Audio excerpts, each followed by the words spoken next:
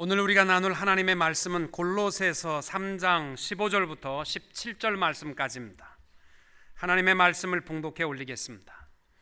그리스도의 평강이 너희 마음을 주장하게 하라. 너희는 평강을 위하여 한 몸으로 부르심을 받았나니 너희는 또한 감사하는 자가 되라. 그리스도의 말씀이 너희 속에 풍성히 거하여 모든 지혜로 피차 가르치며 권면하고 시와 찬송과 신령한 노래를 부르며 감사하는 마음으로 하나님을 찬양하고 또 무엇을 하든지 말에나 이래나 다 주 예수의 이름으로 하고 그를 힘입어 하나님 아버지께 감사하라. 아멘. 유대인의 경전인 탈무드에 보면 아키바의 이야기라는 이야기가 나옵니다. 존경하는 랍비 중에 한 사람이었던 그가 먼 길을 떠나게 되었습니다.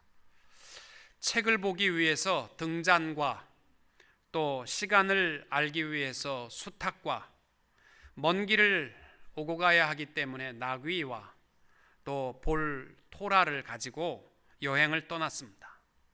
여행 중에 날이 저물어서 한 마을에 도착해서 숙박을 원했지만 그 마을에서 아무도 잘 곳을 허락하지 않고 거절했습니다. 언제나 감사만 했던 아키바는 모든 것을 좋게 하시는 하나님이 더 유익하게 인도하실 거야 라고 믿고 마을 어귀의 길에서 노숙하게 되었습니다. 길에서 노숙을 하려니까 잠이 안 와서 토라를 읽으려고 등불을 켰는데 바람이 거세게 불어서 불이 다 꺼지고 말았습니다. 아키바는 하나님이 더 유익하게 해 주실 것이야 라고 감사했습니다. 잠을 자려고 하는데 여우 울음소리가 크게 나면서 닭이 놀래가지고 도망가고 나귀도 놀래서 멀리 도망가 버렸습니다. 이제 남은 것은 토라 하나밖에 없습니다. 우리 같으면 정말 재수 없는 여행이라고 할 수 있겠지만 그는 하나님이 더 유익하게 해 주실 거야. 그리고 하나님 앞에 감사하며 잠을 잤습니다. 이튿날 아침에 밝았고 마을에 내려가 보니까 전날 밤에 도적대가 와서 그 마을을 습격해가지고 마을 사람들을 다 죽였던 사실을 발견했습니다.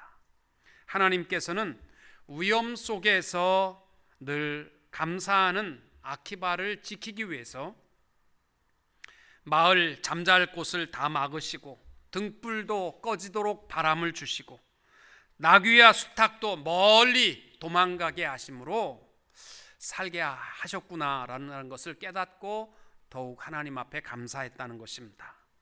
여러분, 내게 주어진 모든 여건에 대해서 감사하실 수 있으십니까? 내 모습 이대로 아키바 라피처럼 내가 오늘 잘 곳이 예정되어 있지 아니할지라도 나귀가 도망가, 오늘날로 말하면 차가 고장나서 내 타이어가 다 터져서 탈 수 없는 폐차가 되어도 감사할 수 있으시겠습니까? 이것이 하나님께서 우리를 사랑하시는 모습이기에 우리는 범사에 감사하는 자녀가 되어야 할 줄로 믿습니다. 옛날에는요, 사람들의 삶 속에서 가장 살아가는데 중요한 것이 혈통이었습니다. 내가 형편없든지 왕족으로 태어나면 왕으로 살았고 쌍놈의 자식으로 태어나면 쌍놈으로 살아야만 했습니다. 양반으로 태어나면 양반으로 살던 시대에는요, 혈통이 제일 중요했습니다. 그러다가 세상이 바뀌어서 세상이 소중하게 여기는 것은 교육과 능력이었죠. 그래서 얼마나 많이 배우고 얼마나 많이 아느냐가 소중한 것이었습니다. 그래서 좋은 학교 또 좋은 대학이 자랑스러웠습니다. 근데 요즘 최근에는요, 전문화 시대가 되면서 뭐 좋은 대학 나왔다는 게 별 볼 일 없어요. 지금은요, 가장 중요한 게 뭐냐면 한 가지만 잘하면 되는 거예요. 뭐 인성은 더럽든지 간에 농구공 안에다만 이거 잘만 집어넣으면 되는 거고, 뭐 인생이 더럽건 깨끗하든 간에 볼만 잘 하나만 잘 차면 되는 거고, 뭐 이것도 저것도 할 거 없으면 핫도그를 100개 먹는 능력만 잘 키워도 인정받는 세상이 되었습니다. 옛날에 우리 교육은요, 국어, 영어, 수학, 과학, 생물, 지학, 음악, 미술, 체육 다 잘해야만 됐어요. 전인교육이라고 그러죠. 요즘은 아이들 그렇게 교육 안 시킵니다. 어렸을 때부터 초등학교도 들어가기 전부터 너는 바둑만 둬. 그래가지고요, 애를요 바둑만 두게 합니다. 너는 다른 거 없어, 볼만 차. 그래가지고 어렸을 때부터 볼만 차게 하니까요, 정신병자들이 많이 생겨요. 좀 잘하는지 모르지만요, 인성이 너무 더러운 세대입니다. 여러분, 옛날이나 지금이나 우리들에게 가장 소중한 것이 하나 있습니다. 그것은 믿음입니다. 믿음. 믿는 자에게 하나님께서는 하나님의 자녀가 되는 권세도 주셨고, 여러분, 교회를 얼마나 오랫동안 다녔느냐, 내가 얼마나 봉사하고 땀 흘렸느냐, 이것보다 소중한 것은요, 지금 내가 가지고 있는 믿음입니다. 요한복음 1장 12절에 영접하는 자, 곧 그 이름을 믿는 자들에게는 하나님의 자녀가 되는 권세를 주셨다라고 했습니다. 옛날에는 가문이 중요하고 학벌이 중요하고 했는지 모르지만 우리 하나님 앞에 설 때에는요, 아무 소용없어요. 믿음을 보시고 우리를 의로운 자녀라 인도하여 주실 줄로 믿습니다. 바울이 골로새서 3장을 펼치시면요, 그러면 우리가 믿는 자로서 살아갈 때 그리스도인의 그 속성, 무엇을 믿고 어떤 위치냐라는 것을 말씀하고 있습니다. 4가지 그리스도인이 갖는 속성에 대해서 표현하고 있는데, 우리 그리스도인이 누구냐면 첫째가 죽은 자들이라는 거예요. 여러분, 우리는요 다 죽은 자 되어야 합니다. 우리의 옛날의 옛 성품들, 미움과 고집과 원수 맺음과 분당과 담 쌓는 일과 이 모든 것들은요 죽어야 돼요. 여러분, 매일 아침마다 나는 죽은 자다, 나는 죽었다. 여러분, 스스로 죽은 자인 것을 확인하는 것이 그리스도인입니다. 사도 바울이 갈라디아서 2장 20절에서 고백한 말이 뭡니까? 내가 그리스도와 함께 십자가에 못 박혀 죽었다라는 고백이, 이게 그리스도인입니다. 또 예수 믿는 사람들이 누구냐면요, 그리스도와 함께 다시 살아난 사람들이 그리스도인입니다. 다시 산 사람.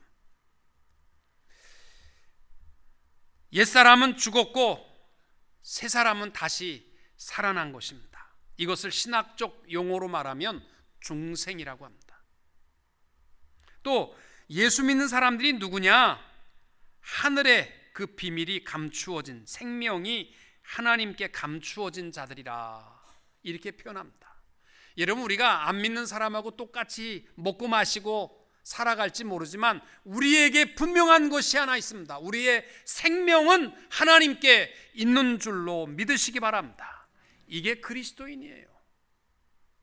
우리의 육신의 생명은, 그것도 하나님께서 담당하시지만 우리의 모든 것, 생명은 주께 있습니다. 마지막으로 그리스도인의 속성이 누구냐면, 우리 생명이신 그리스도께서 나타나실 그때에 너희도 그와 함께 영광 중에 나타나리라. 육신이 죽었다 할지라도 우리가 분명히 믿는 것은 주님이 이 땅 위에 다시 오실 때 우리는 다 살아나서 영원토록 왕노릇할 수 있는 영원한 생명을 갖고 살아감을 믿는 자들이 그리스도인인 줄로 믿습니다. 그리고 이어서 오늘 12절 말씀부터 보면은요, 그리스도인다운 하나님의 사람들의 특성에 대해서 말씀합니다. 그 첫째가 뭐냐면요, 변화하는 자들이 하나님의 사람들이다라는 것입니다. 12절부터 이렇게 말씀합니다. 그러므로 너희는 하나님이 택하사 거룩하고 사랑받는 자처럼 긍휼과 자비와 겸손과 온유와 오래 참음을 옷 입고, 누가 누구에게 불만이 있거든 서로 용납하여 피차 용서하되 주께서 너희를 용서하신 것 같이 너희도 그리하고 이 모든 것 위에 사랑을 더하라. 이는 온전하게 매는 띠니라. 여러분, 너희는 하나님의 택하사 거룩하고 사랑받는 자처럼, 이 말은 하나님의 자녀란 얘기죠. 자녀에게 있어서 분명한 특징이 있다면 그것은 변화되는 사람들이라는 것입니다. 우리는 하나님의 택한 자녀로서 우리 아버지를 닮아가야 합니다. 여러분, 우리 자녀가 옆집 아저씨 닮아가면 기분 좋겠습니까? 자녀는 아버지 닮아야 되는 거예요. 우리 하나님 아버지 닮아가야 합니다. 예수 처음 믿었을 때는 좀 투박하고 성격도 더럽고 좀 그럴지 모르지만 예수를 믿으면 믿을수록 우리는요 더 주님의 모습을 닮아가야 합니다. 나이가 들수록 갖기 쉬운 것이 노욕이라고 합니다. 욕심에 이끌리면요 마귀 할멈 닮아가게 돼 있어요. 여러분, 집에 가셔서 거울 한번 보세요. 내 얼굴이 누구를 닮아가는가? 욕심에 이놈도 원수 맺고 저래도 싸우고 자꾸 이런 사람은요 점점 마귀 할멈 닮아가요. 노노라는 책에 보면 이런 말이 있어요. 70이 종심소욕 불유구라. 무슨 뜻이냐면 그런 말이 있습니다. 그냥 하여튼 나이 70이 되면 내가 마음으로 생각하고 생각되는 대로 다 행해도 어긋난 일이 없다라는 거예요. 멋진 인생이죠. 나이 70이 되면 누가 할 수 있느냐? 예수 닮아가는 사람이 할 수 있는 일입니다. 예수님께서 이 땅 위에 오셔서 제일 먼저 행하신 기적이 무엇이었습니까? 가나의 혼인잔치에서 물로 포도주로 만드는 변화의 기적이셨습니다. 이것이 기독교의 핵심이고 예수님께서 이 땅 위에 오셔서 행하신 일의 중심이 변화였어요. 절망 중에 있는 자를 소망으로 바꾸시고 또 슬픔 중에 있는 자에게 기쁨으로 바뀌어 주시고 죄인된 자들에게 의인의 소망으로 바꾸어 주시고 죽음을 두려워하는 자에게 생명의 소망으로 바꾸어 주시는 것이 예수님이 하신 일이었습니다. 시몬을 만나서 그를 베드로라 변화시켜 주셨고, 나다나엘을 만나서 바돌로메로 역사하시고, 니고데모를 거듭나게 하시고, 수가성 우물가의 사마리아 여인을 세상에서 얻을 수 없는 기쁨의 딸로 변화시켜 주셨습니다. 여러분, 우리가 신앙생활하면서 변화되기를 꺼려하면요 우리는 결국은 하나님을 떠날 수밖에 없어요. 한 부자 청년이 예수님께 찾아왔습니다. 그리고 그가 한 말이 뭡니까? 주님, 내가 이제까지 남의 것 도둑질한 거 없습니다. 하나님 앞에 11조 생활 철저히 했습니다. 율법 다 지켰습니다. 그러니까 나 주님 따라가게 해주세요. 그 주님이 말합니다. 네 있는 거 다 팔고 가난한 사람 나누어 주고 오라. 이 변화에 대한 명령을요 두려워하며 그는 떠났습니다. 왜? 변화하기를 싫어했기 때문에. 있는 그대로 이 모습으로 주님 따라갈게요. 그러면요 주님 곁을 떠날 수밖에 없습니다. 사랑하는 성도 여러분, 우리는요 지난 시간에도 얘기했지만 구원받은 자들로서 구원을 이루며 살아가는 자들이고, 변화받은 자들로서 변화하며 살아가는 자들이 되어야 할 줄로 믿습니다. 로마서 12장 2절 말씀, 너희는 이 세대를 본받지 말고 오직 마음을 새롭게 함으로 변화를 받아 하나님의 선하시고 기뻐하시고 온전하신 뜻이 무엇인지 분별하도록 하라. 여러분, 우리는 알게 모르게 내 가족이나 내 부모나 내 형제나 내 교회 안에 있는 식구들의 영향력을 받으며 살아가게 돼 있어요. 말투도 그래요. 같이 살아가면요 말투와 그 언어가요 거의 비슷해져 갑니다. 저는 성도님들 집에 전화하면요 이게 딸인지 애인지 모를 때가 종종 있습니다. 거의 똑같아요, 말투가. 제가 제 친구 목사한테 옛날에 전화했는데 그 친구 목사가 하는 말이 뭐냐면, 딱 목소리 내가 잘 알거든요. 딱 친구 목사인데 나 걔 형이다 그러더라고요. 그래서 까불지 마 이 자식아, 네가 무슨 형이야, 나 권 목사야.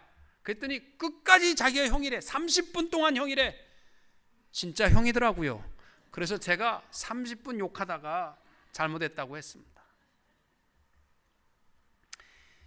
말투도 닮아가요. 욕하는 사람하고 같이 지내면요 나도 모르게 욕이 저절로 나오게 돼 있어요.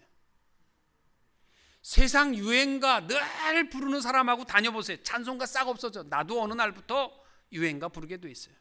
제가요, 소록도 부흥회 가는 날, 제가 얘기했잖아요. 소록도에 나병 환자들에게 부흥회 하러 내가 정말 미국에서 거기까지 가서 버스 타고 가는데요, 그 입구까지, 고흥 입구까지 가는데 3시간 걸리더라고요. 털털털털 그러면서 가는데 운전사가 그날 무슨 뭐 노래 경연대회가 있는지 신라의 달밤을 계속 들으면서 가는 거예요. 3시간을. 제가요, 저거 좀 꺼줬으면 좋겠는데 지금 내가 기도하고 말씀 준비해야 되는데 왜 저걸 틀어놓나. 그런데 3시간 듣고 제가 버스에서 내렸는데요, 이러면서 내리더라고요. 저도요.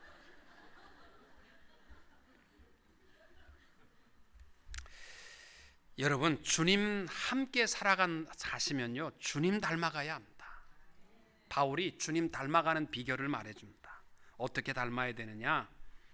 제일 먼저 12절에서 하는 말이 뭐냐면, 긍휼과 자비와 겸손과 온유와 오래 참음의 옷을 입으라. 예수의 옷을 입으라는데, 예수의 옷은 다른 게 아니고 긍휼과 자비와 겸손과 온유와 오래 참음의 옷. 여러분, 교회예요. 무슨 뭐 명품이나 무슨 뭐 그런 외모의 화려함이 아니라 우리의 속은 좀 부족하더라도요, 좀 예수의 옷을 입읍시다. 속은 좀 미움이 있어도요, 그래? 그렇구나. 이게 예수의 옷이에요. 이것부터 입어야 속이 바뀐다는 거예요. 예수의 옷 좀 입으라. 안 어울리는 옷, 사람을 무시하고 분노하고 정죄하고 비난하고 원수 맺고 삐지고, 하나 목회하면서 삐지는 것 때문에 너무 힘들어. 하여튼 이런 거 좀 버리고 속은 좀 쓰려도 예수의 옷을 입을 수 있게 되시기를 축복합니다. 그리고 두 번째가 뭐냐면 서로 좀 용납하라는 겁니다. 예수 믿으면서 주님 닮아간다는 것은요, 용서가 닮아가야 돼요. 시간이 갈수록 이 사람도 싸우고 저 사람도 싸우고 이 사람도 원수 맺고 저 사람도 원수 맺고 이렇게 살아가는 사람들은요, 미안하지만 악한 영 닮아가는 사람이에요. 주님 닮아가는 사람은 서로 용서해야 합니다. 우리 기도할 때 우리가 우리에게 죄 지은 자를 용서하여 준 것 같이 우리 죄를 용서해 주옵시고, 이렇게 기도하면서 내가 용서 안 하면 되겠습니까? 또 예수님 닮은 변화의 중요한 것은 모든 것 위에 사랑을 좀 더하라. 여러분, 한 해 동안 다른 것은 좀 부족하더라도요, 사랑하는 폭만큼은 조금 더 넓어지셔야 돼요. 다른 것은 부족해도요, 내가 사랑하지 못했던 사람을 한 사람 더 사랑할 수 있는 모습으로 좀 커져야 돼요. 이게 예수 믿는 사람들의 모습입니다. 두 번째로 바울은 하나님 자녀다운 삶의 특징을 평강이라고 말합니다. 15절에 그리스도의 평강이 너희 마음을 주장하게 하라. 여러분, 하나님이 함께하는 삶, 하나님이 전능하심을 믿으시면 다 맡기고, 그리스도인들은요, 평강의 축복을 누릴 수 있어야 합니다. 물론 예수 믿는 사람들의 삶이 다 행복하고 풍요롭고 평탄하다는 이야기는 아닙니다. 어려움이 있을 수 있습니다. 그러나 하나님의 자녀의 진가는 그때 나타납니다. 어떤 사람은요, 평상시에 정말 예수 잘 믿는 것 같아. 기도도 많이 하는 것 같고 또 정말 봉사도 잘하는 것 같고, 이러다가 위기에 딱 닥치게 되면요, 목사님 나 교회 잠깐 쉴게요. 내가 좀 정신 좀 차리고 예수 믿을게요. 이런 사람들은요, 예수 믿는 거를 정서 교육 정도로 생각하는 사람이에요. 제가 반하는 우리 성도님들은요, 평상시에는 나이론 같아. 저게 예수 믿는 거야? 저게 집사야? 잡사야? 이러면서 조금 저게 나이론 같기도 하고 예수 믿는 것 같지도 않는 것 같기도 하고 할지 모르지만, 딱 위기에 닥쳤을 때에는요, 하나님 앞에 무릎을 꿇고 하나님, 이 모든 문제를 주님 앞에 맡깁니다. 그리고 담대하게 일어나서 마음의 평강을 누릴 수 있는 사람, 이게 진짜 하나님의 자녀의 모습이라고 믿습니다. 평상시에 잘하는 척 하지 마시고요, 평상시에는 나이롱인 것처럼 하시더라도 정말 어려울 때는요, 하나님 앞에 맡기고 일어날 수 있게 되시기를 축복합니다.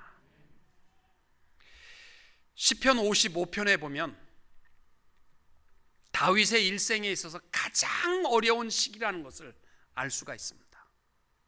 그때가 언제냐면요, 사랑하는 아들 압살롬이 반역을 일으켜서 구테타로 아버지 다윗을 쫓아냈습니다. 그것도 혼자 한 것이 아니라 충성스러운 신하 지략과 자기의 신하 아히도벨이 배반해서 압살롬 편을 들어서 하루아침에 왕궁에서 쫓겨났습니다. 다윗이 얼마나 괴롭겠어요. 그래서 그가 고백하는 말이 뭐냐면, 비둘기같이 날개만 있다면 내가 날아서 편히 쉬고 싶다. 멋진 표현 같지만 한마디로 말하면 죽고 싶다는 거예요. 이 꼴 좀 안 보고 혼자 좀 죽어버렸으면 좋겠다. 이게 다윗의 괴로움의 시간이었습니다. 7절에 보면 멀리 멀리 현실로부터 떨어진 곳으로 좀 피하고 싶은 마음을 고백하고 있습니다. 쉬운 말로 하면요, 더러운 꼴 좀 안 보고 혼자 가서 살고 싶다는 거예요. 그러나 다윗의 위대함이 어디에 있냐면 22절이에요. 맨 마지막 절이 뭐냐면, 내 짐을 여호와께 맡겨 버리라. 너를 붙드시고 의인의 요동함을 영영히 허락지 아니하시리로다. 이게 다윗의 위대함입니다. 다윗은요, 정말 죽고 싶은 고통과 어려움이 있지만 결론은 뭐냐면 하나님 앞에 맡긴다는 거예요. 하나님 앞에 맡기면 하나님께서 반드시 붙드시고 역사하실 줄로 믿는 것입니다. 여러분, 정말 힘들고 어려울 때에 염려와 근심과 두려움에 빠지지 마십시오. 하나님의 자녀들은 그 시간이 기도하는 시간입니다. 맡기면 하나님께서 평강의 축복으로 역사하십니다. 빌립보서 4장 6절과 7절, 아무것도 염려하지 말고 다만 모든 일에 기도와 간구로 너희 구할 것을 감사함으로 하나님께 아뢰라. 그리하면 모든 지각에 뛰어난 하나님의 평강이 그리스도 예수 안에서 너희 마음과 생각을 지키시리라. 여러분, 내가 기도를 금식을 하며 이틀을 했는데 기도하고 일어나는 순간부터 또 두려움과 걱정 속에 빠졌다면 잘못하신 거예요. 기도 단 5분을 기도하시더라도 하나님 앞에 다 맡깁니다. 그리고 탁 일어났는데 마음의 평강으로 가득하다면 이거 하나님의 역사, 응답의 역사인 줄로 믿습니다. 심리학자인 어니 젤렌스키라는 사람이 사람들이 걱정을 많이 하니까 걱정을 연구했답니다. 그랬더니 40%는 절대 일어나지도 않을 일에 대해서 걱정하는 거고, 미국 사람들 제일 지금 걱정하는 게 이 외계인과의 전투예요. 그래가지고 무슨 엘리언들이 쳐들어오고 이런 거 때문에 잠 못 자고 수면제 먹는 사람 굉장히 많습니다. 30%는 이미 지나가 버렸기 때문에 돌이킬 수 없는 이미 과거의 사건 때문에 염려하고 걱정하는 쓸데없는 걱정. 그러니까 이 사람의 연구에 의하면 70%는 아무 소용없는 걱정이라는 거예요. 그리고 22%는 뭐냐면 너무 사소한 일에 밥도 못 먹고 걱정한다는 거예요. 연속극 주인공이 죽으면 어떡하나, 이런 것 때문에 괴로워가지고 저 나쁜 놈, 저 죽일 놈 이래가면서. 그리고 4%는 우리가 알아도 몰라도 바꿀 수 없는 걱정이고, 마지막 4%만이 걱정하면 조금 움직이거나 바꿀 수 있는 것이 4%밖에 안 된대. 사랑하는 성도 여러분, 오늘 추수감사주일을 앞에 두고 우리 그리스도인다운 삶이 뭐냐면 우리의 고민과 걱정을 하나님 앞에 내려놓는 겁니다. 그런데 여러분 다 있잖아요. 걱정과 근심이. 저도 있는데 여러분 있잖아요. 없는 표정 짓지 마세요. 다 있어요. 힘든 게 다 있어요. 그 많은 걱정과 두려움 속에서 한 가지만 하나님 앞에 내려놓읍시다. 기왕 내려놓을 거 제일 큰 걸로 주님 앞에 맡깁니다. 그리고 손을 놓으세요. 하나님께서 평강의 축복을 우리에게 허락하여 주실 줄로 믿습니다. 찬송가 중에서 저는요 412장 참 좋아합니다. 평화, 평화 평화로다. 하늘 위에서 내려오네. 그 사랑의 물결이 영원토록 내 영혼을 덮으소서. 4절은 같이 부릅니다. 4절은요. 이 땅 위에 험한 길 가는 동안 참된 평화가 어디 있나. 우리 모두 다 예수를 친구 삼아 참 평화를 누리겠네.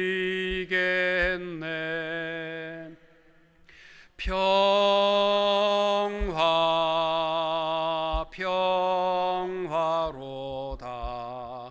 하늘 위에서 내려오네. 그 사랑의 물결이 영원토록 내 영혼을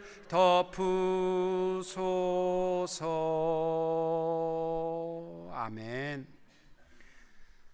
마지막으로 바울이 그리스도인다운 삶의 모습은 감사라고 얘기합니다. 15절부터 보면은 이렇게 되어 있습니다. 너희는 평강을 위하여 한 몸으로 부르심을 받았나니 너희는 또한 감사하는 자가 되라. 16절에 시와 찬송과 신령한 노래를 부르며 감사하는 마음으로 하나님을 찬양하라. 17절에 또 무엇을 하든지 말에나 일에나 다 주 예수의 이름으로 하고 그를 힘입어 하나님 아버지께 감사하라. 바울은요 15절부터 보시면은요 무슨 뭐 사업이 대박 쳐서 감사하라는 거 아니에요. 병들었던 몸이 나아서 감사하라는 거 아닙니다. 이유가 있다면 딱 하나입니다. 부르심을 받았으니 감사하라는 겁니다.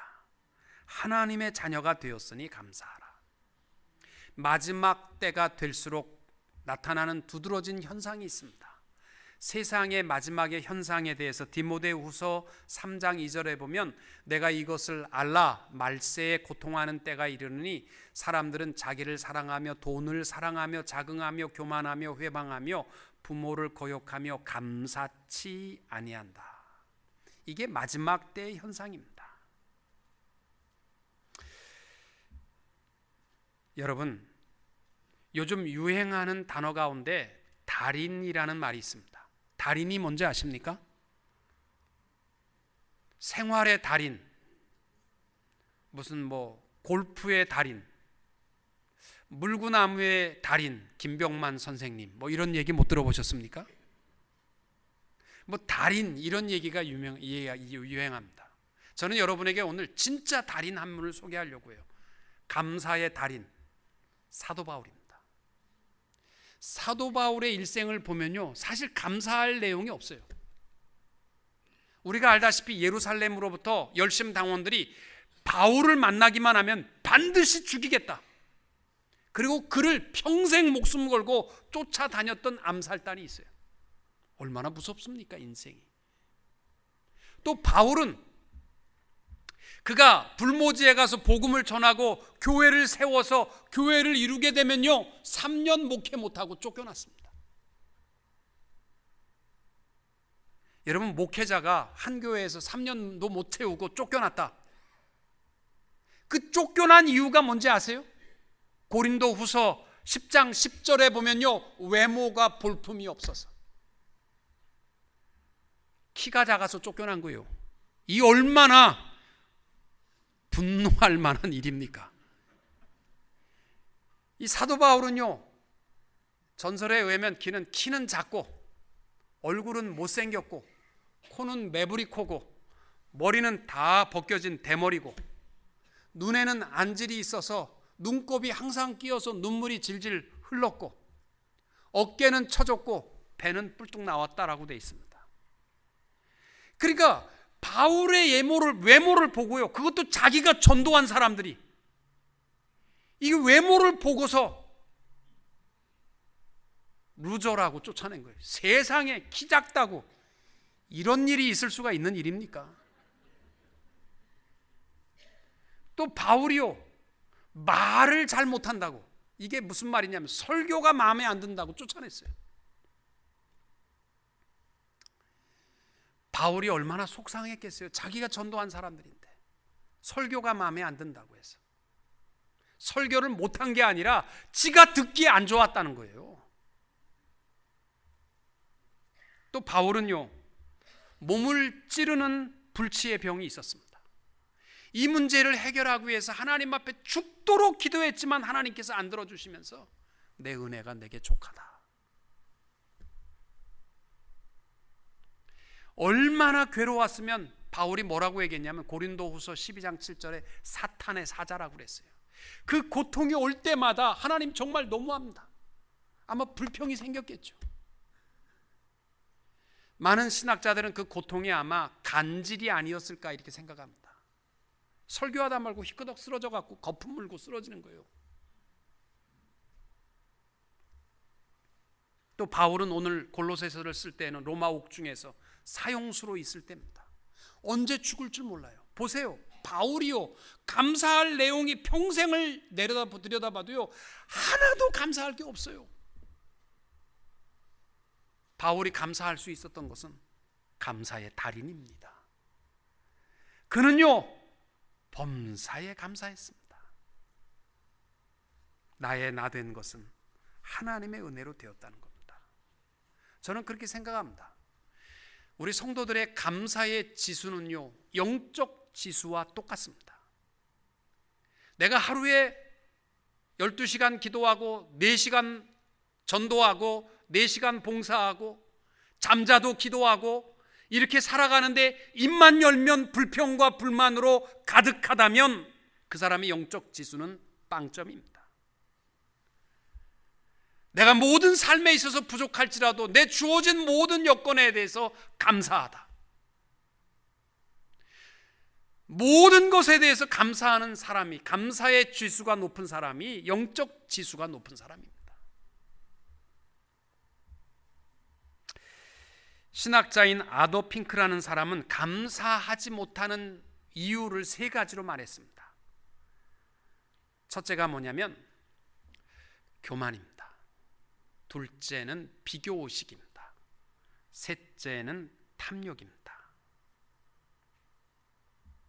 하나님은요 감사하는 자녀의 예배를 받으십니다. 시편 50편 23절 감사로 제사를 드리는 자가 나를 영화롭게 하나니 그 행위를 옳게 하는 자에게 내가 하나님의 구원을 보이리라.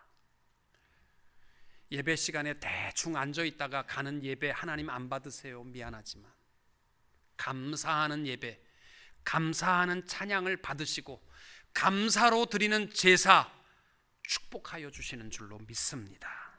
우리 감사절을 앞에 두고 우리 그리스도인답도록 범사에 감사하는 성도님들이 다 되시기를 주님의 이름으로 축원합니다.